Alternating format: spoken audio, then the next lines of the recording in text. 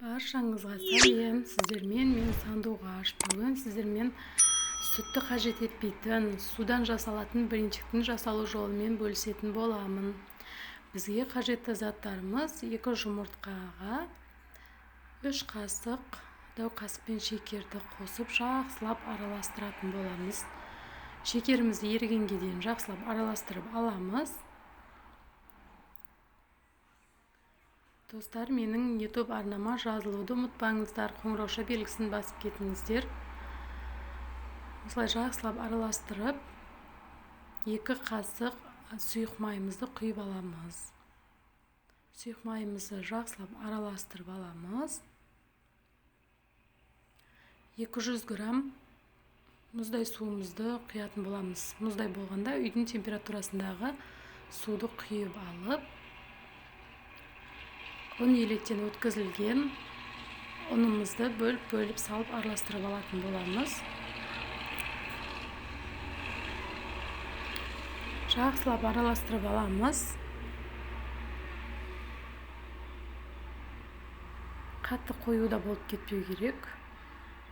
Ішінде ұнтақ ешнәрсе қалмау керек. Түйір болып қалмау керек. Қайнап тұрған ыстық суымызға 1 қасық ас содамызды қосып араластыратын боламыз. Сол кезде соданың дәмі шықпайтын болады. Қайнаған суымызды бөліп отырып, блинчигімізге құятын боламыз. Блинчигіміздің уже қамыры дайын. Қатты сұйық та, қою да болмау керек. Біркелкі қылып араластырып алдық. Тапамызды жақсылап майлайтын боламыз.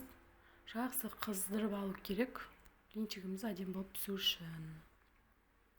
Достар, қажетті заттың барлығын описание бөліміне жазып қалдыратын боламын. Сол жерден ашып оқысаңыздар болады.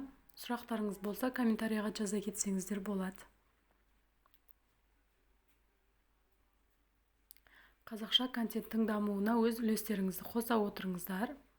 Блинчигіміз өте дәмді болып шығып жатыр. Қып-қызыл болып. Тесіктері де өте көп. Осылай пісіріп алатын боламыз.